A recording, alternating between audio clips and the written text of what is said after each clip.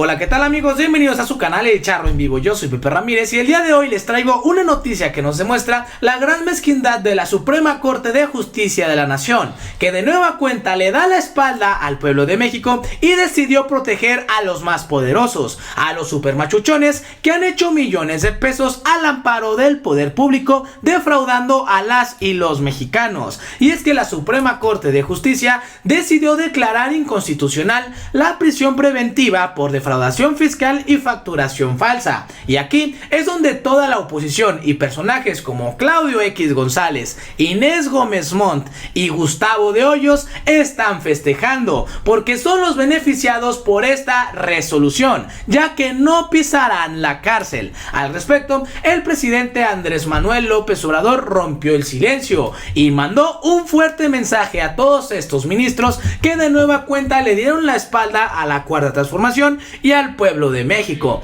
Esto no se puede quedar así, y es que de nueva cuenta se confirma lo que el Marqués de Sade comentó sobre la justicia. La ley solamente existe para los pobres porque los ricos y los poderosos la desobedecen cuando quieren, y lo hacen sin recibir castigo alguno, porque no hay juez en el mundo que no pueda comprarse con dinero. Pero ¿qué es lo que está pasando? ¿Y qué dijo el presidente Andrés Manuel López Obrador? Porque ya tiene un as bajo la manga, pues te invito a que te quedes aquí conmigo para averiguarlo. Pero antes de pasar a la noticia, si a ti te gusta estar informado, te invito a que te suscribas a este canal y le des clic a la campanita. Y ahora sí, pasemos a la información. Y es que familia, de nueva cuenta el Poder Judicial le dio la espalda al pueblo de México y protege a los más supermachuchones, a los que se creían dueños de México e hicieron negocios al amparo del poder público. Lo que decidió ayer la Suprema Corte de Justicia fomenta que los delincuentes fiscales puedan llevar su proceso cómodamente, puedan ir a restaurantes de lujo, como el caso de Lozoya, para que después no se anden escandalizando y echándole la culpa al gobierno de Andrés Manuel López Obrador. Lo que verdaderamente celebra la oposición de la decisión de la Suprema Corte de invalidar la prisión oficiosa por fraude fiscal, contrabando y uso de facturas falsas es seguir impunes y continuar con sus negocios corruptos al amparo de la justicia. Y es que así como lo dice este mensaje, la Suprema Corte de Justicia declaró inconstitucional la prisión preventiva por defraudación fiscal y facturación falsa.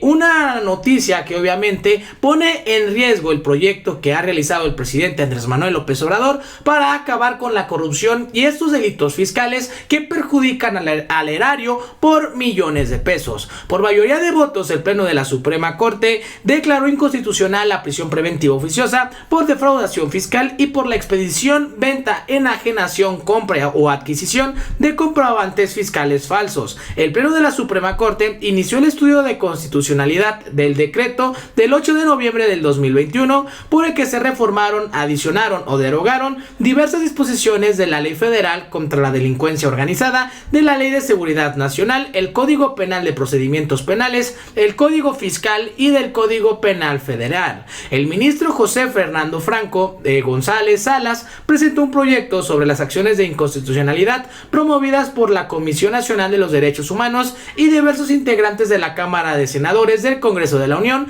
demandando la invalidez de dichas diversidad de disposiciones. El proyecto planteaba rechazar los argumentos y declarar la validez de todos los preceptos. Sin embargo, en el estudio de fondo, una mayoría de ministros consideró excesivo que se condene a los delitos fiscales como una amenaza y afectación a la seguridad nacional.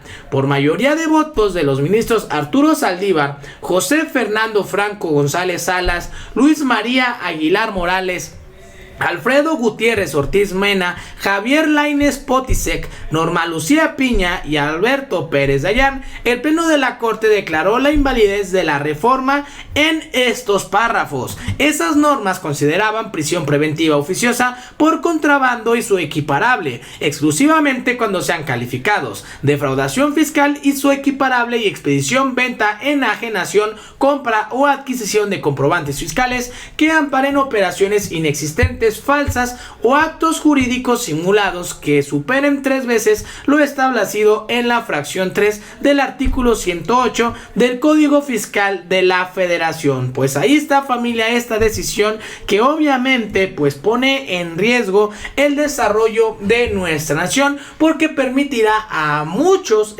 supermachuchones y también a otros que quieran entrarle a este tipo de negocios, pues hacer de las suyas sin ninguna consecuencia. Las ministras Yasmín Esquivel Moza y Margarita Ríos Fallat, quien era ex titular del SAT en la actual administración federal, fueron propuestas por Andrés Manuel López Obrador como ministras, defendieron la prisión preventiva por defraudación fiscal y facturación falsa junto con el ministro Franco González Salas. Las ministras Esquivel y Ríos votaron en favor del proyecto. Pues aquí está, familia, esto obviamente pues nos demuestra cómo los ministros de la Suprema Corte de Justicia de nueva cuenta quieren hacer de las suyas y perjudicar a los mexicanos. Aquí tenemos un poco de lo que dijo Arturo Saldívar sobre esta decisión que acaban de tomar.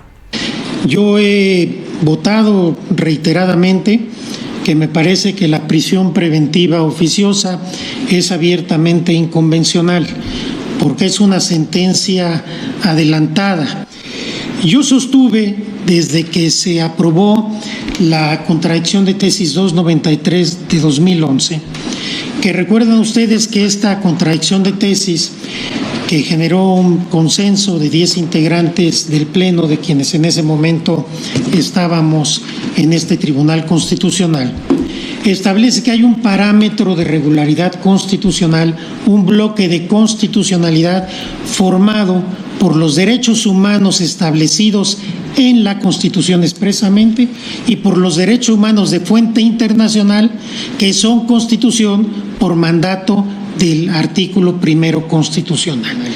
Y desde el principio, en el voto concurrente que planteé, y así he votado en diversos precedentes, sostuve que si bien los derechos humanos no son absolutos y hay limitaciones o restricciones a ellos que son no solo democráticamente, sino constitucionalmente y convencionalmente permitidos, algunos que tienen que ver con proteger derechos humanos de otras personas, algunos que tienen que ver con lograr una igualdad sustantiva en un determinado país.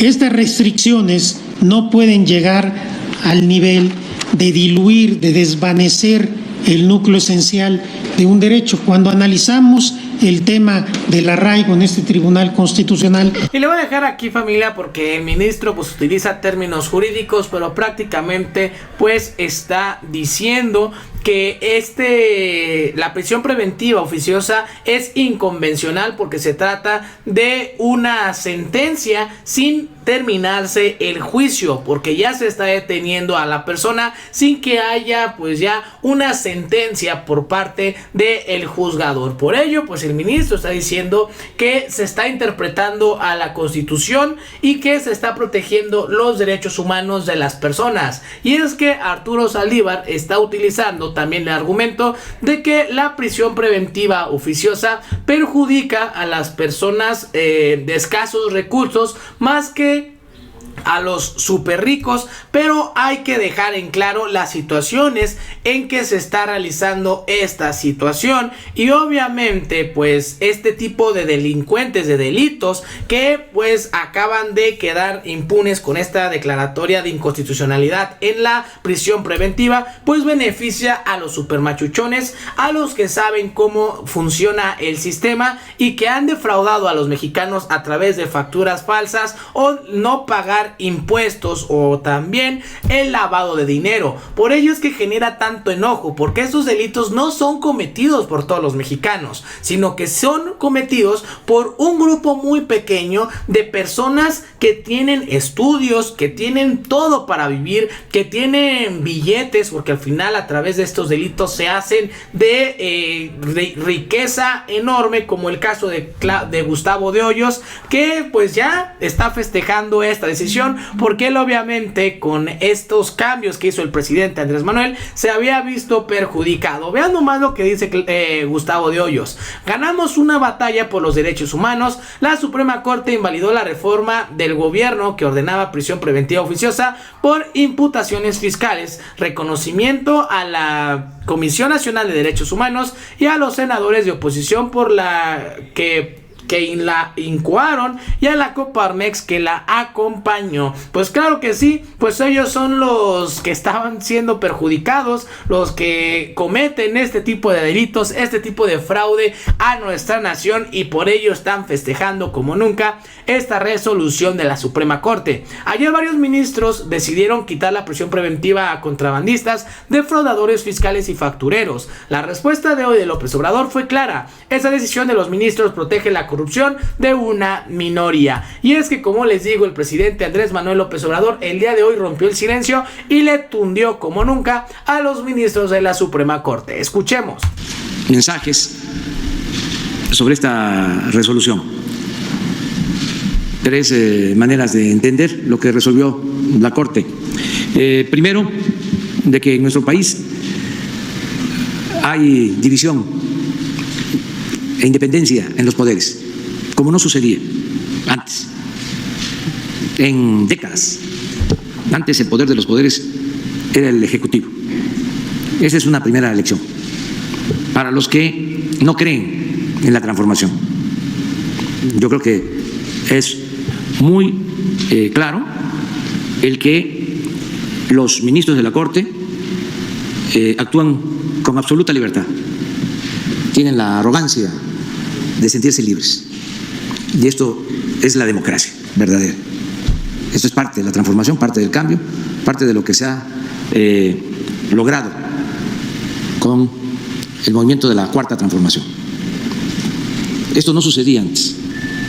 El poder de los poderes era el Ejecutivo, y el Legislativo y el Poder Judicial estaban subordinados, y era el presidente el que decidía.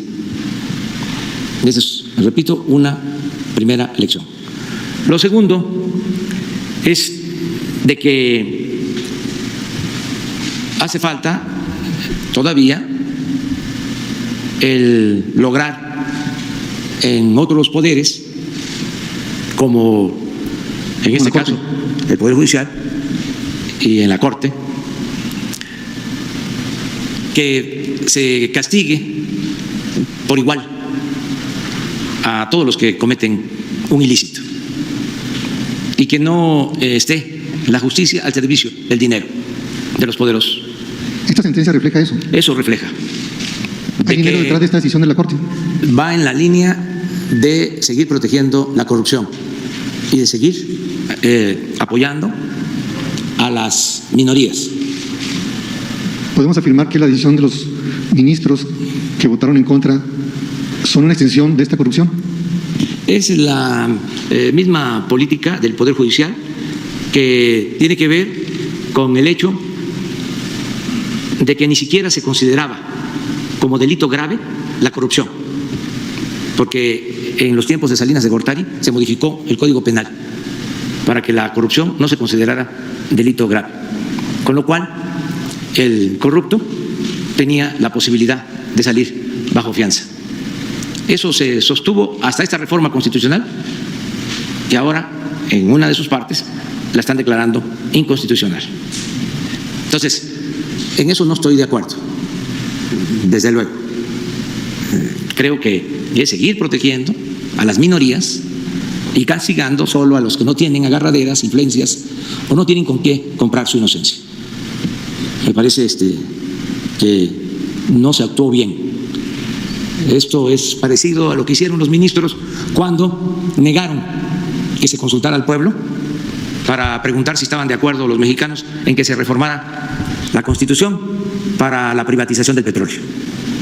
Y la resolución de la Corte en ese entonces, en el sexenio pasado, fue que no procedía porque se afectaban los ingresos del gobierno.